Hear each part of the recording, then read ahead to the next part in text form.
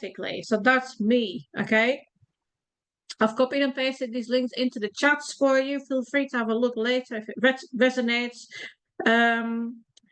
Just to be clear, okay, this is not to sell you anything today, which I hope I would in the future, or now, it doesn't really matter. But I really, hi Sherry, I haven't seen you coming yet. But I really, this is the only reason that I'm putting this out there is basically to simply give you you know, a vision of what I do. So what I do, what's there for you basically. And my goal today is simply to give you real awareness, real tools, real hope. And if at some point you feel called to go deeper with me, I would absolutely be genuinely honored to walk that path with you. Now, grab your notebook, open your heart, let's dive in, because we're about to start this. My links don't. No, this is absolute chaos today. Welcome to Condition to Chaos. We're going to uncover the conditioning that has kept you stuck in chaos. There we are. It's still within me. And most importantly, how you can finally break free. Okay? Now, the truth about your chaos. Let's start by getting honest about something most women never stop to question. Where does this constant sense of chaos and pressure come from? Where does it come from? Because here's the truth. Internal chaos is not just about being busy. Okay? It is not about having a long to-do list or an overflowing calendar. It's not about that. Internal chaos is emotional survival mode. That's what it is, okay? It's carrying the weight of everyone's needs while ignoring your own. It's rushing, fixing, managing, pleasing, because being still feels unsafe, and it's your nervous system constantly on edge, scanning for what might go wrong next. Okay? And you weren't born chaotic. I need you to realize this. You were not born chaotic. You were conditioned to live in the chaos. Okay? And then you adapted your life around it, thinking this is just how it's supposed to be, and this is just how I am. But it's not. It's not how you are. It's not who you are. It's how you learn to survive. All right? Now, what internal chaos looks like. So what does internal chaos actually look like in real life? Let's make it real. Let's make it relatable. Let me know in the chats if you recognize any of these, okay? Internal chaos looks like mental overdrive, like lying in bed, replaying the entire day's conversations and tomorrow's to-do list. Whatever you forgot, whatever you could hate yourself for, because yet again, you've not done something that you have been wanting to do or had needed to do for days in a row, okay? It's also making the endless lists in your mind and still feeling like you've forgotten something. I do that. And 9 times out of 10, it's true. When I walk away and I've got this funny feeling, I have forgotten something. I will find out later when I need it. No, that was it. All right, internal chaos is also overcommitting. You say yes, even when you're exhausted, and you take on responsibility for everyone else's feelings, schedules, and happiness. It's also perfectionism and over-control, okay? Micromanaging small things because the big things feel overwhelming. And you obsess over details that don't even matter because feeling in control keeps the anxiety at bay. It's the invisible resentment, smiling on the outside, but feeling exhausted, invisible, or bitter on the inside. And you're wondering when it's finally your turn to rest, breathe, or be supported. And then we've got the emotional disconnection, okay? Not even knowing what you really feel because you're too busy holding it all together. Who recognizes himself in that, herself? Now take a second right now. Which one of these hit you the hardest? Let me know in the chats. Drop it into the comments if you're brave enough, because awareness is how we start to shift. And that's what I can work with at this moment in time. If you give me input, I can basically help you personally during this masterclass. Now, where your chaos comes from, here's where we go even deeper, because internal chaos didn't just randomly happen to you. It did not. Okay, you were conditioned into it. And this means that you were taught chaos. You were taught chaos is safe. Okay, and it started early, it started into childhood. Maybe you grew up feeling like love had to be earned by being helpful, being perfect, being invisible, or being the fixer, or being the good girl. You name it, okay? Or it could have happened because of cultural and societal pressure. Maybe you were taught that a good woman is selfless, always giving, always busy, always fine. I don't know if we know that, yeah? Or it could be through relationship dynamics. You learned that managing everyone else's emotions was safer than trusting people to handle their own stuff. Or maybe it's trauma and emotional survival. You adapted to instability, you adapted to chaos and unpredictability by controlling, pleasing, anticipating, or fixing because this felt safe. Can you recognize yourself in this? And the truth is, you did not create this chaos because you're broken. You created it because it was safer than sitting with fear, sadness, disappointment, or uncertainty. Okay? Chaos isn't your character flaw. It's not. It's your nervous system's survival strategy. Your nervous system survival mechanism that kicks in. Okay? And now that you see this, now that you realize this, you can start choosing differently. So let's do that. Let's have a look at this, because this picture, this image shows it all. Now, what we see here is why it's so, we see here that it's really, really hard to stop spinning this chaos cycle, even when you want to, okay? Because it's a loop that keeps you trapped without even realizing it. And it looks like this. Step one is you create chaos. Sometimes it's loud. You overcommit. You fix other people's problems. You create drama or chaos that doesn't need to be there. You worry about things that, are really not for you to worry about because they might be miles away, or they might be days away, or weeks away, or years away. Okay? And sometimes it's silent. You procrastinate, or you say yes when you've already when you're already overwhelmed, or you sabotage your own peace because stillness feels threatening. So you create chaos. Does this make sense? Now, step number two is you manage the chaos. You scramble to fix what feels out of control. You swoop in, you organize, you juggle, you patch up, you smooth over. Okay? And you do this because it makes you feel competent and useful, needed, powerful, even. All right. And then step number three, like I said, you feel temporary relief. You breathe out. Phew, I handled it. And look at everything that I got done. But it's not real peace. It's just a distraction from the discomfort underneath. Because you go back to step one, basically. I say step four in my notes, but it's step one, really. You create chaos again. Because that little rush of fixing and managing feels familiar. Safe, like I said.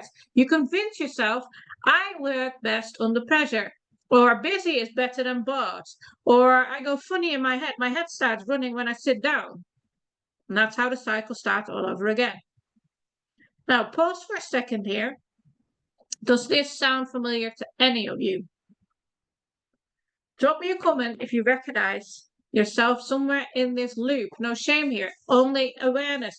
And I can guarantee you that every single person I speak to in my Take Back Control mentorship calls, in my life even, but in my business, anyone, any client that I talk to, they recognize themselves into this chaos cycle, but they have never ever realized that they do it. Okay? Now, here's the tricky part, because it's draining and exhausting as chaos is. It feels safe because it feels familiar. All right, it feels safe because it feels familiar. When your brain and body have spent years operating in survival mode, calm doesn't feel peaceful. It feels empty. It feels threatening, even sometimes, or scary. Okay, it panics you. Chaos keeps you distracted from feeling uncomfortable emotions like fear, sadness, or unworthiness. Okay, chaos gives you a role to play, being needed, being busy, being important. And chaos makes you feel like you're in control, even when everything is spinning. But the truth bomb here is what feels normal isn't always what's healthy. And I think we all realize that when we're on this journey. Chaos is not healthy. Okay? Chaos is not your destiny either, and it's just your default setting. And we all know, and I keep saying this, I'll keep repeating myself, defaults can be changed.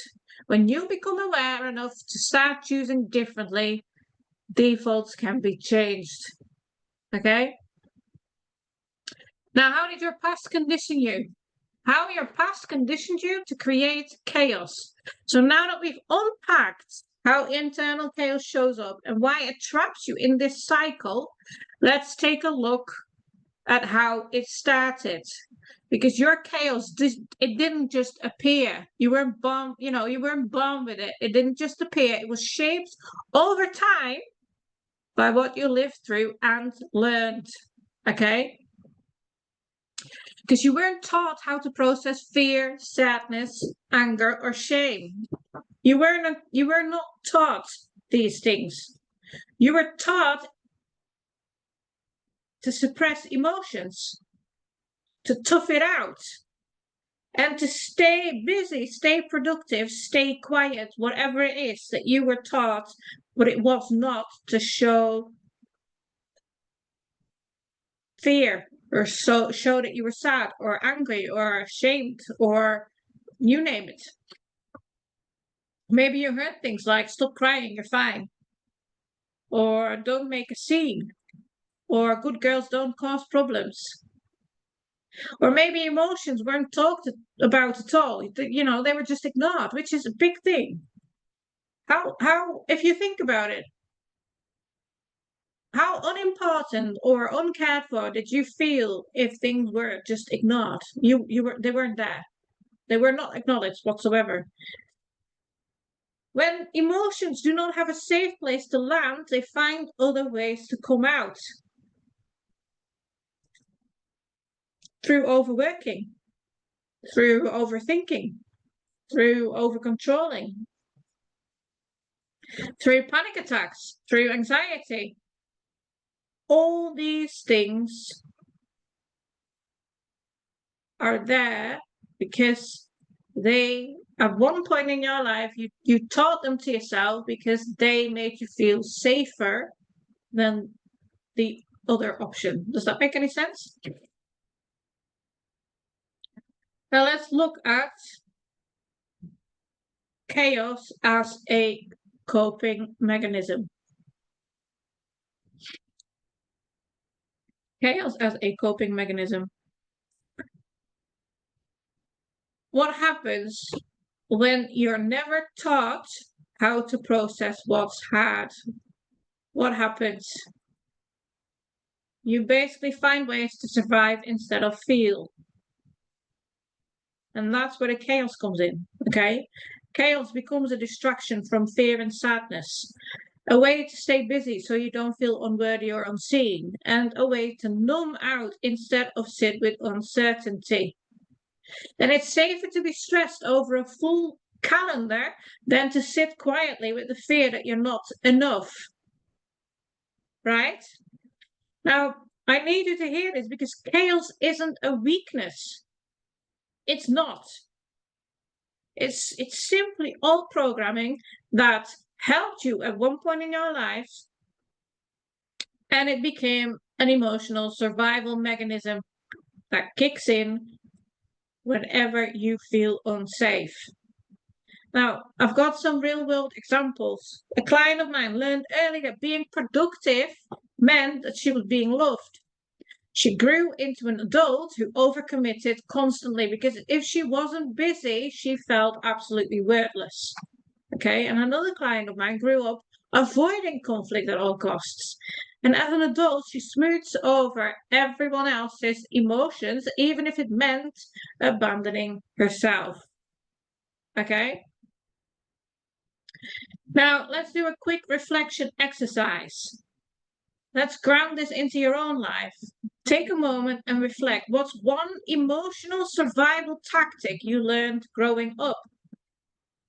Let me know in the comments. Was it maybe keeping the peace, or achieving to feel valuable, or distracting yourself instead of feeling? Write it down. If you feel comfortable, share it in the comments. What is one emotional survival tactic that you learned growing up? Numbing out. Like not feeling at all. Which now means that it's really hard to name the feelings and figure out how you feel, correct?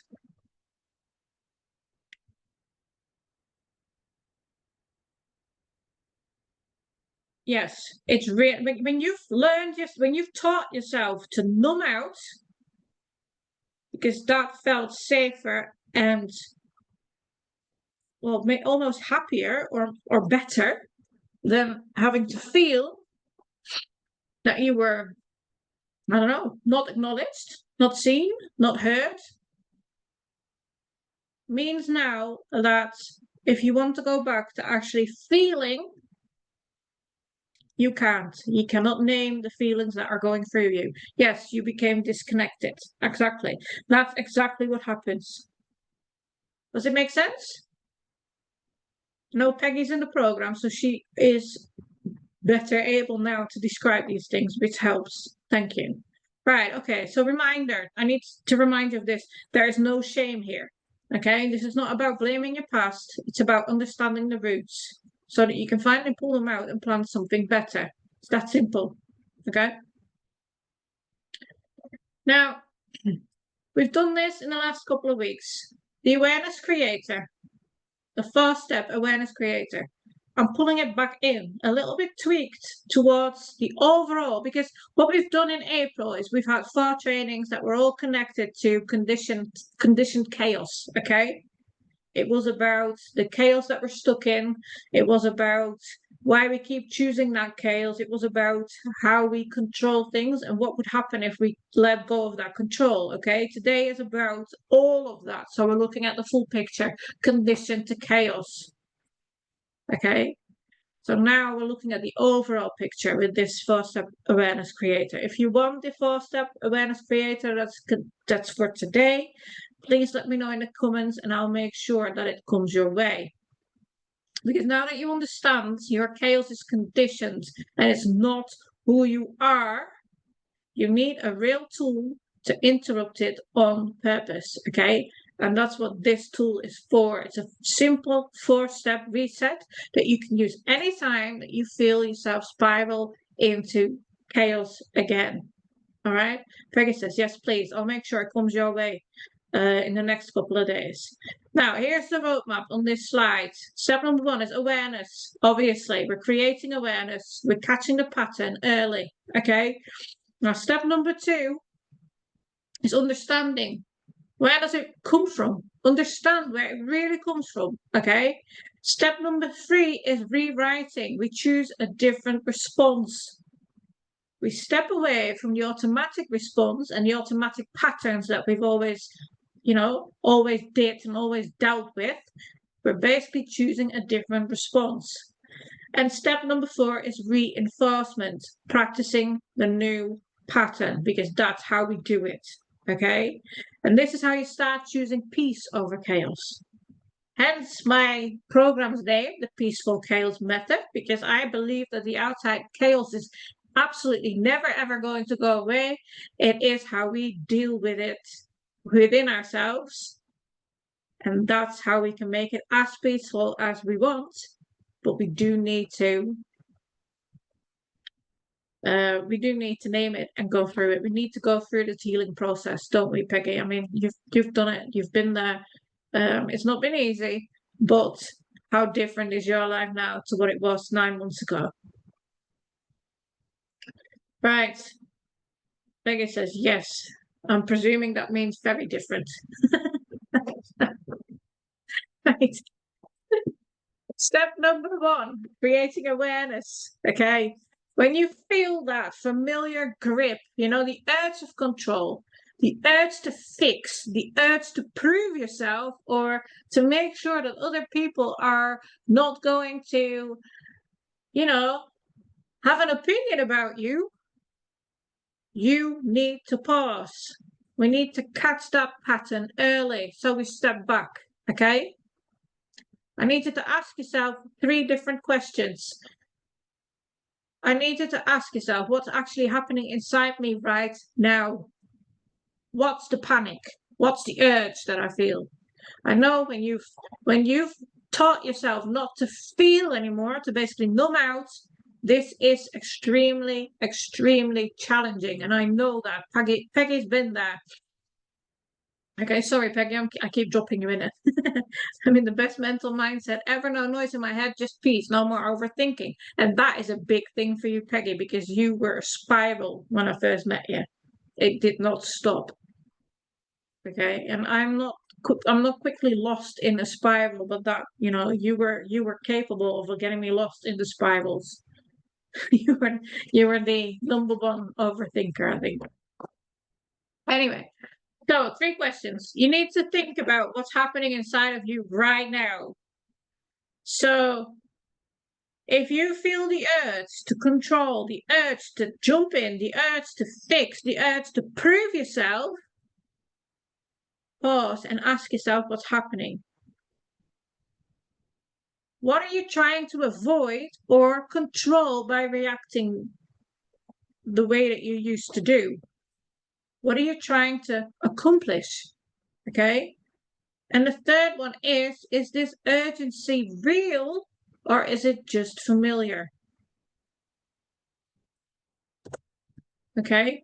Now, these questions alone and this stepping back alone can stop you from falling into the autopilot response. Okay.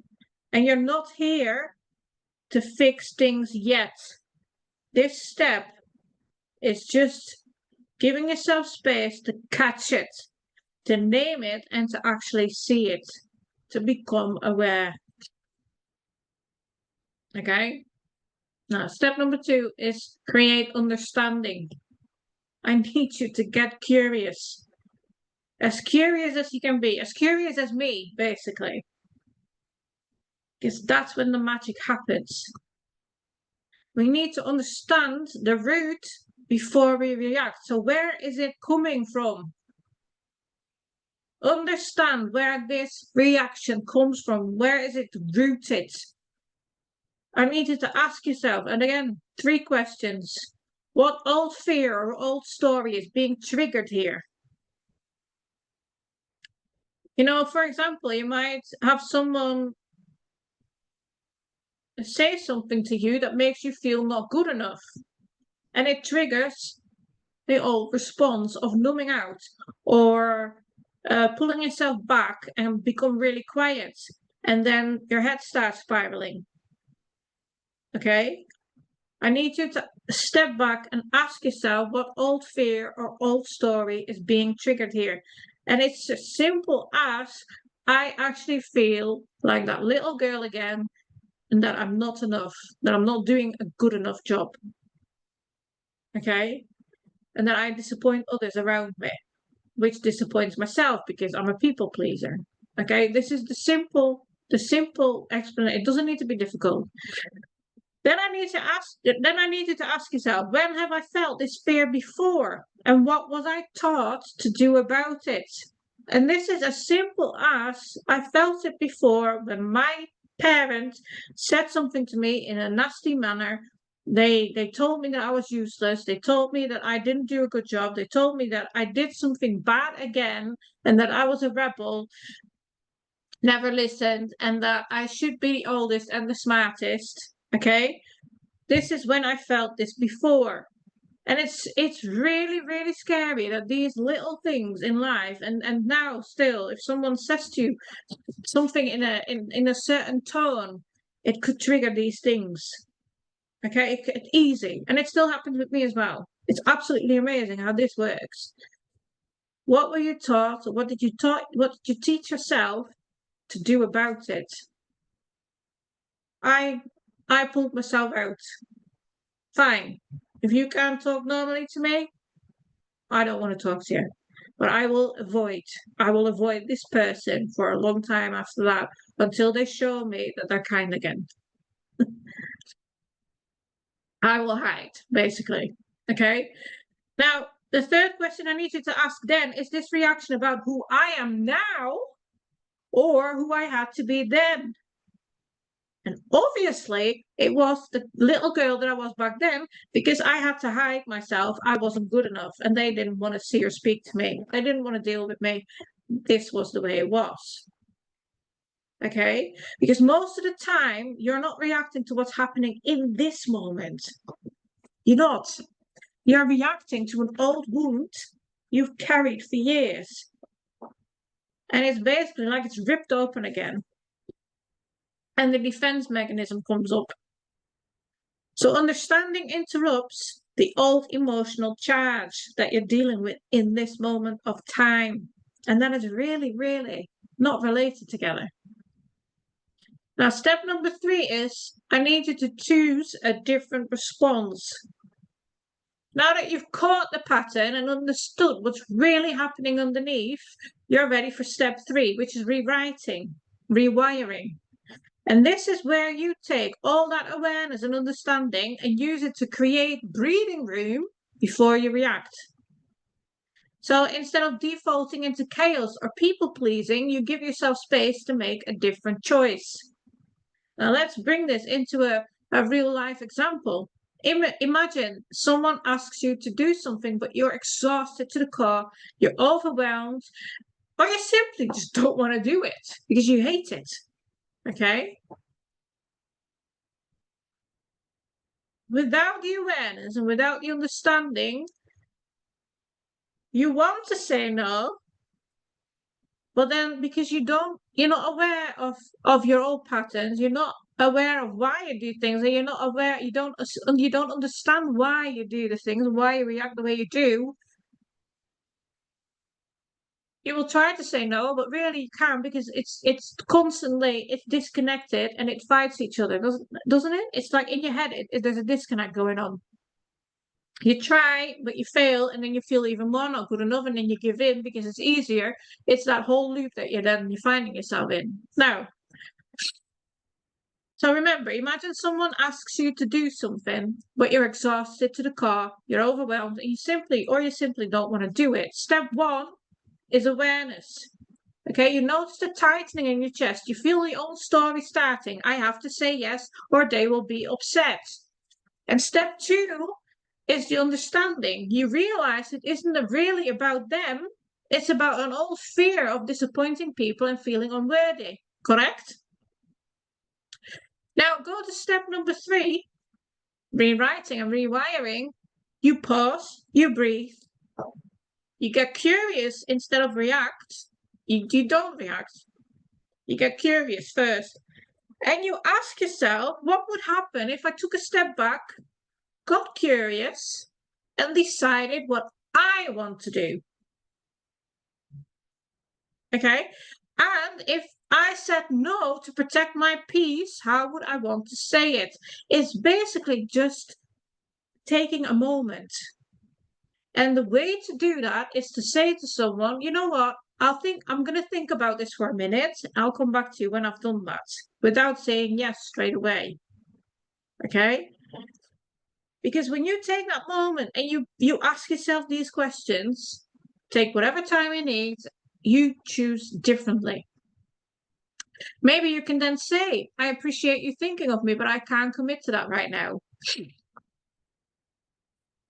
You don't have to explain yourself any further. That's just the way it is. Or you say, thanks for asking, but I need to say no. Again, there's no word salad needed in explanation, okay? It's not.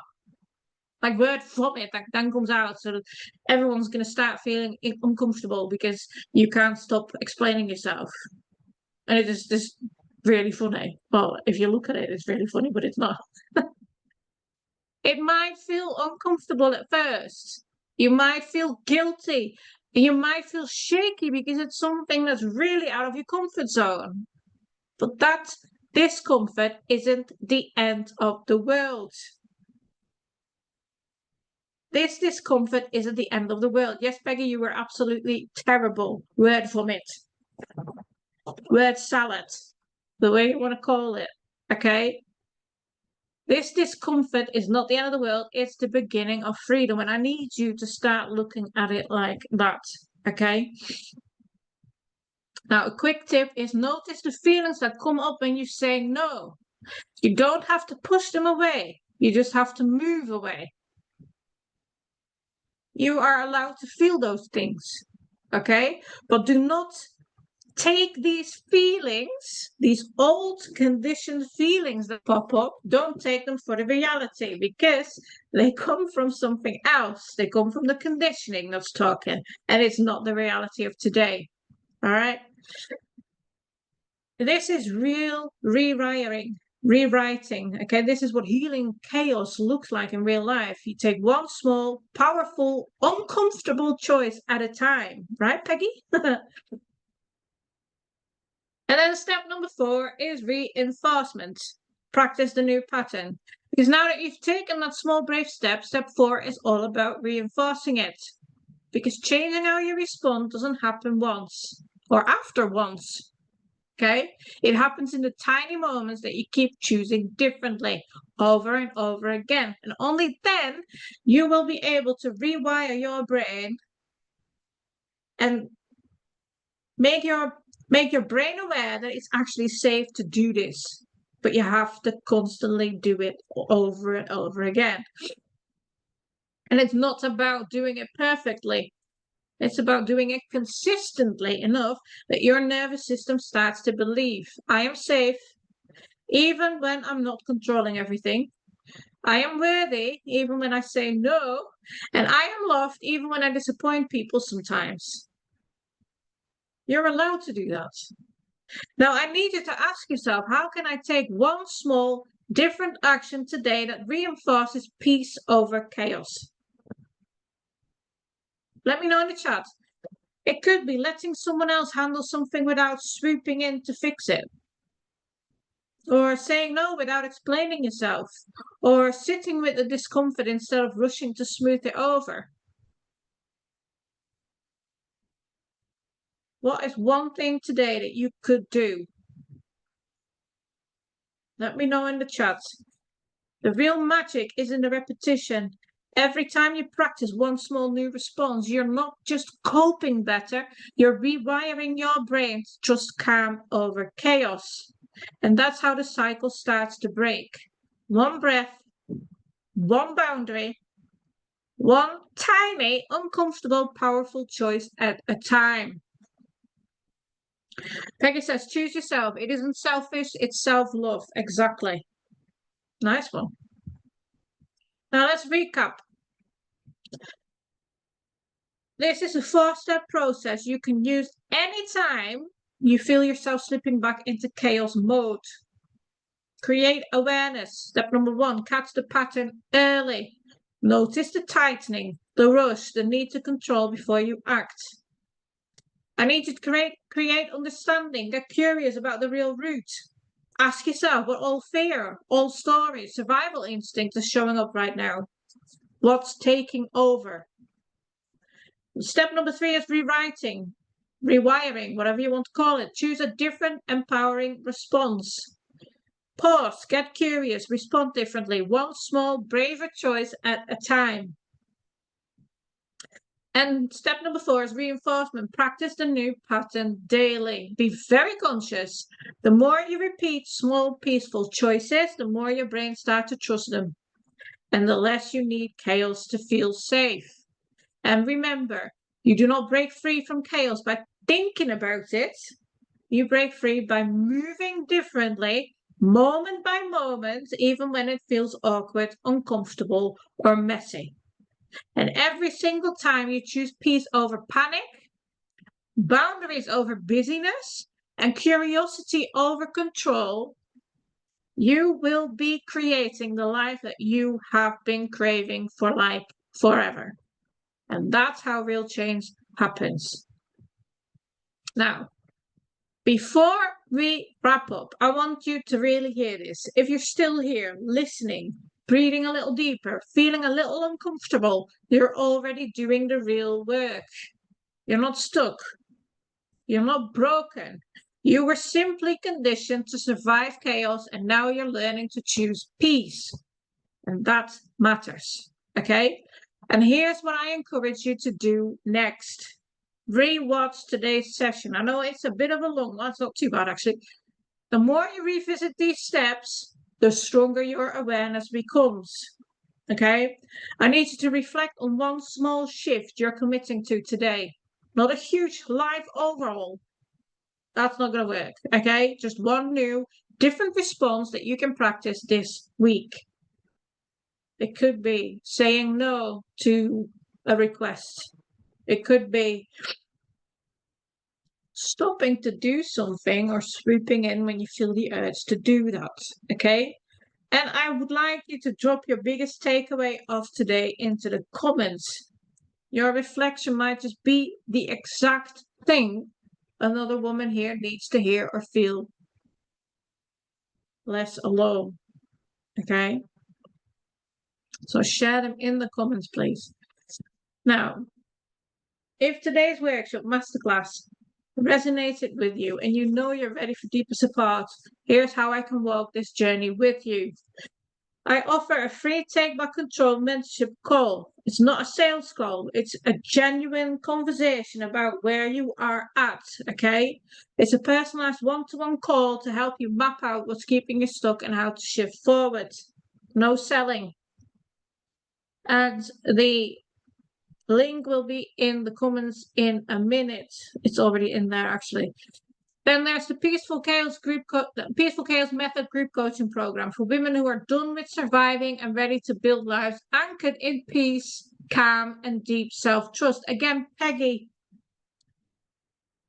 Rue has been in the program for quite a while now. If you have any questions about the program, she is happy to answer them. So please dump them in the comments and she will get back to you.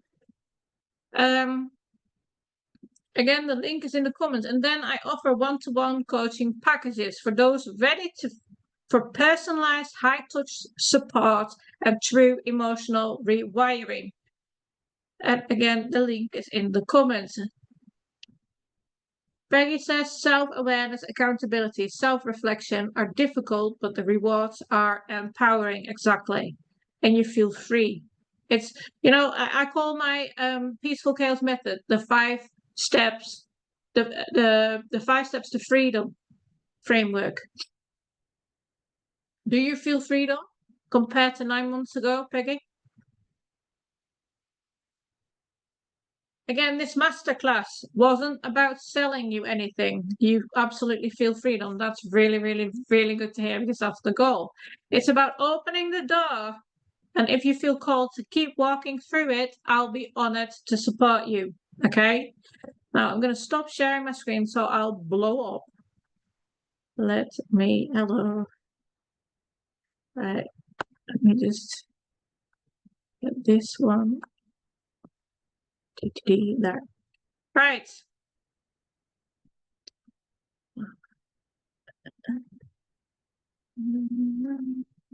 Lost my notes now. If you don't, you don't have to wait until you're less busy. You don't have to wait until you're less scared or more ready because that day is never going to come. Okay? Your transformation starts the moment that you choose different. Even if it's a freaking messy choice. Okay? It starts the moment that you pause before reacting. It starts the moment you say, I'm willing to trust myself more than my chaos. Because you are not broken. You are simply conditioned, and conditioning can be rewritten. And you've already started doing that. I am so proud of you. Now, let's announce the winner of today's free one-to-one coaching call. Peggy, are you up for it? I think you've won it. I guess there's only one name in the draw, so I don't have to do it. I'll send you the details for the call shortly. So there you go. Now, your journey does not end here, okay? The work we did today is just the beginning. You're welcome. And I am here to support you as you continue breaking free from limiting beliefs, stepping into your full power, okay? Thank you for being here today. Thank you for showing up for yourself. And thank you for allowing me to be part of your journey. I'll see you on the inside of the Shattered Chaos and Conditioning Facebook group, in the Take Back Control calls, or inside the Peaceful Chaos Method coaching program. Anywhere, I'd love to connect with you. Keep going, keep choosing you, and I will see you soon. Bye.